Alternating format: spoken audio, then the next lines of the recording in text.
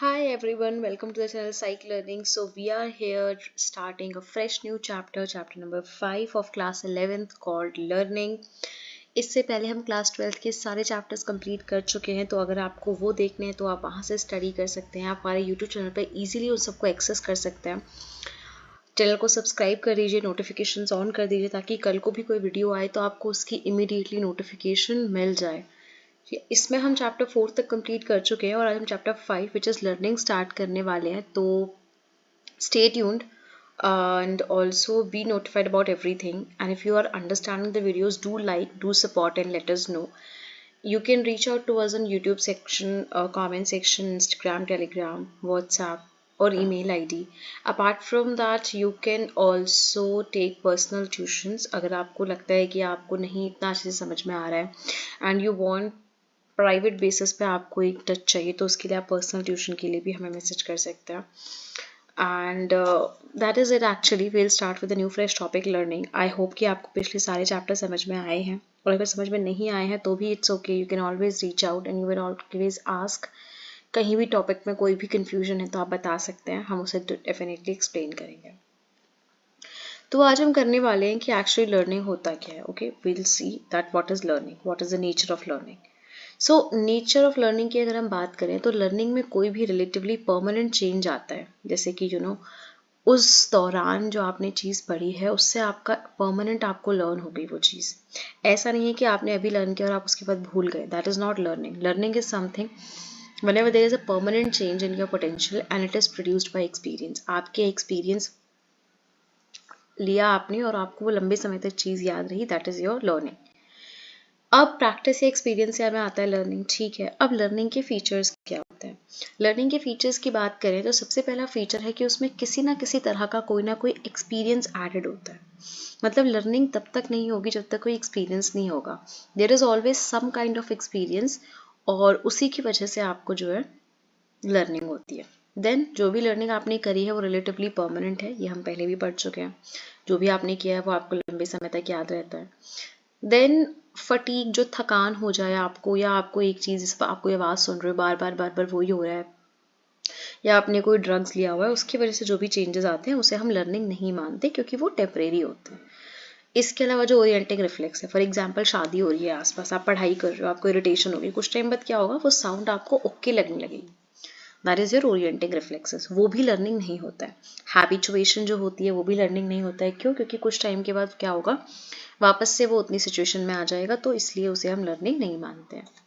Then you have learning में हमेशा एक सीरीज ऑफ साइकोलॉजिकल इवेंट्स होता है। पहले पढ़ा, समझा, लर्न किया, दिमाग में गया, देखा क्या आता था, तो एक सीरीज होती है। आप पहले देखते हो आपको कितना आता है, फिर आप देखते हो कि अच्छा ये आप याद करो, फिर उस दौरान आप देखते हो कि किस तरह से चीज़ें याद हो रही हैं, एंड उसके बाद आप देखते हो कि क्या एक्वायर हुआ या नहीं हुआ, और कुछ टाइम के बाद आप पूछते हो कि अच्छा आपको क्या क्या याद है। तो एक प्रॉपर सीरीज जिसे कहते हैं ना हम, वो फॉलो होती है लर्निंग में। तो इसलिए लर्निंग जो है वो एक सीरीज ऑफ साइकोलॉजिकल इवेंट है। इसके अलावा लर्निंग एक इन्फर्ड प्रोसेस है, जिससे आप इन्फर कर सकते हो कि हाँ लर्निंग हुई है। For example I am teaching you something, मैं कुछ पढ़ा रही हूँ, मैं कुछ बोल रही हूँ, तो तुम समझ पा रहे हो कि हाँ मुझे आता है, ठीक है, क्योंकि ऑब्वियसली तुम मेरे माइंड में नहीं बैठे हुए हो ना कि मुझे आता है या नहीं आता है। सो परफॉर्म जब आप करते हो, आप कुछ भी करके दिखाते हो, उसे देख के जब इंसान इन्फर करता है कि ऐसा हुआ है, दैट इज योर परफॉर्मेंस, ठीक है, that is your performance. And उस परफॉर्मेंस से आप क्या करते हो, आप उससे इन्फर करते हो कि ठीक है, क्योंकि ये ऐसे सुना रहा है या ये सुना रही है या ये बोल रही है, इसका मतलब इसको ये चीज़ें आती हैं, इसको ये चीज़ें लर्न है। तो learning is a inferred process, ठीक है। उसके बाद हम बात करेंगे, ठीक है, दिस इज अबाउट लर्निंग। तो डेफिनेशन जो सिंपल सी आए आपको उसमें ये करना है डेफिनेशंस के लिए, so this is you have to do.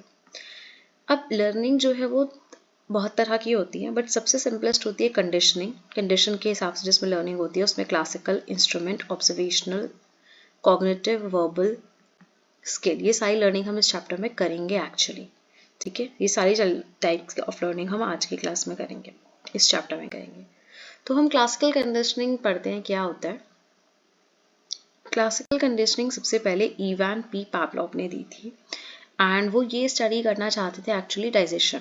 वो साइकोलॉजिस्ट नहीं थे, वो फिजियोलॉजिस्ट थे। वो सिंपल ये स्टडी करना चाहते थे कि डाइजेशन कैसे होता है, उसकी फिजियोलॉजी क्या होती है, वो उसको स्टडी करना चाहते हैं। ठीक है। उसके बाद जब उन्होंने देखा कि वो ना डॉग्स को खाना देते थे, तो उन्होंने ये देखा कि जब वो डॉग्स को खाना देते हैं ना, तो बहुत बार क्या होता है कि डॉग्स को जब खाना नहीं दिया होता है ना, सिर्फ प्लेट रखी होती है उनके सामने, उस टाइम पर भी जो डॉग्स होते हैं वो क्या करते हैं, वो सलाइवा सिक्रीट करना शुरू कर देते हैं। अब वो देख रहे हैं कि यार खाना दिया नहीं, सलाइवा तो खाने से ही आना चाहिए था, लेकिन खाना दिया नहीं और सलाइवा आ रहा है सिर्फ प्लेट को देखकर। तो उनको ये थोड़ा सी अजीब लगी बात, और उन्होंने फिर क्या किया, उन्होंने दूसरे एक फेज में उन्होंने काम किया। उन्होंने कहा कि डॉग को हम भूखा रखते हैं, ठीक है, भूखा रखते हैं, थोड़ी देर हैवनेस में रखते हैं, और उसके बाद उन्होंने क्या किया, बेल बजाई एंड देन उन्होंने खाना दिया। बेल बजाई खाना दिया, बेल बजाई खाना दिया, यही प्रक्रिया उन्होंने बार बार करी। बेल बजाना खाना देना, बेल बजाना खाना देना, ये किया उन्होंने।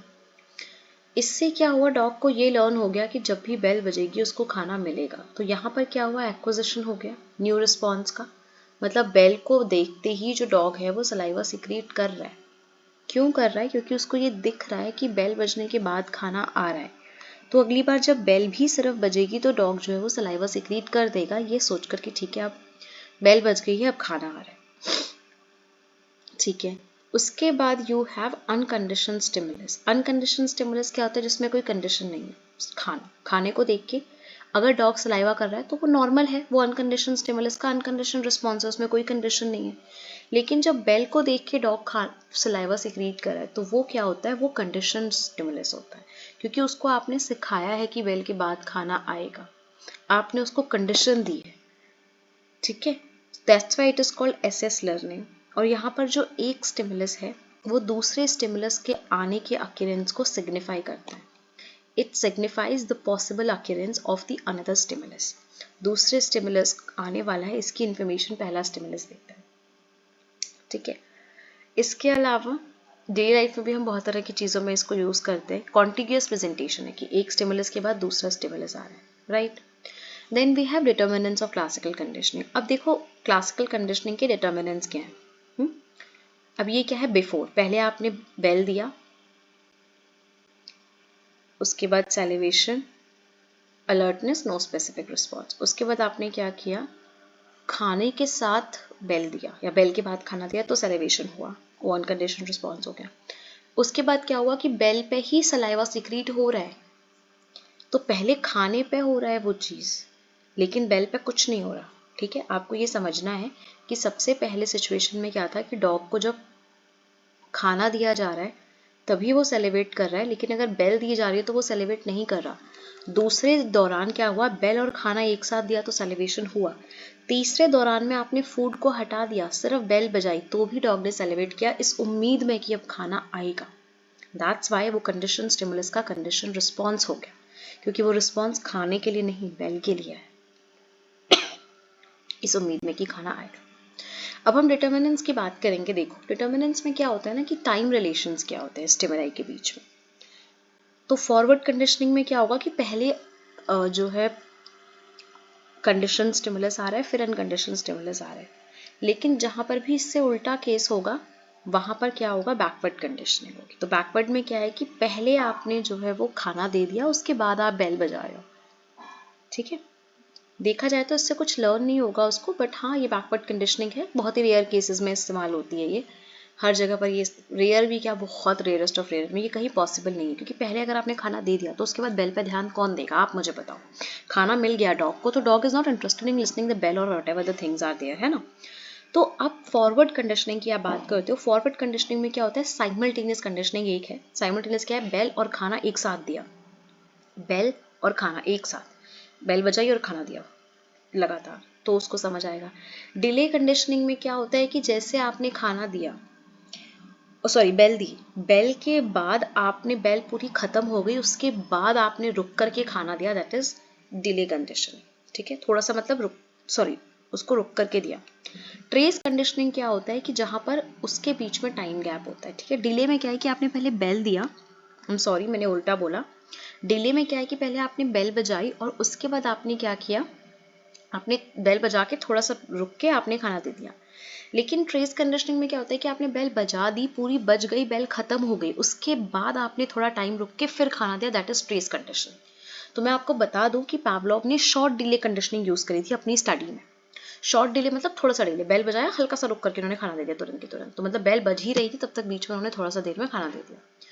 तो ये बेस्ट है लर्निंग के लिए, एक्विजिशन के लिए। ये हो गया time distance. Then you have unconditional stimulus के टाइप। अब देखो खाना क्या है, अनकंडीशनल स्टिमुलस क्या है, खाना पानी क्या है।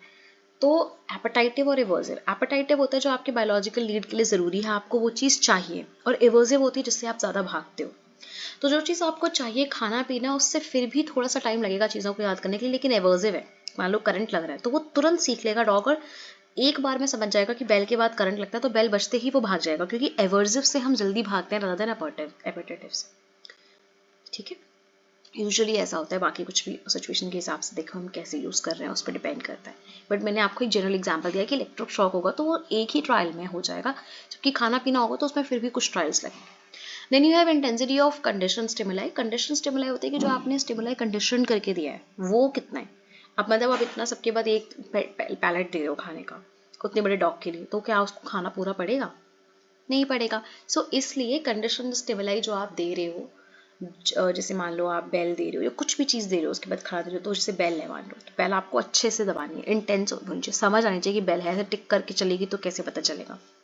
और उसके बाद आपका जो अनकंडीशनल स्टिमुलस है वो भी आपका होना चाहिए कि हाँ ठीक है इससे भूख मर रही है। So this is about the classical conditioning. Then we have instrumental and all other conditioning जो हम नेक्स्ट क्लास में रीड करते हैं। तब तक के लिए आप इसको पढ़िए, डिटेल में पढ़िए, जो भी डाउट है वो पूछिए, क्योंकि इसमें हो सकता है कि कोई डाउट्स हो, कोई टॉपिक्स में प्रॉब्लम हो आपको, आप उसको पूछिए ताकि आपको अंडरस्टैंड हो जाए वो चीज़। जो नहीं समझ में आई है वो आप हमसे कमेंट सेक्शन में पूछिए, और अगर समझ में आया है तो वीडियो को लाइक करिए और हमें बताइए that you understood the things, and do share it with the people who are actually wanting to study these things and who are in a 11th और 12th क्लास और द बेसिक्स जो लोग study कर रहे हैं। Take good care of yourselves, all the very best for your exams, will meet you soon, bye bye.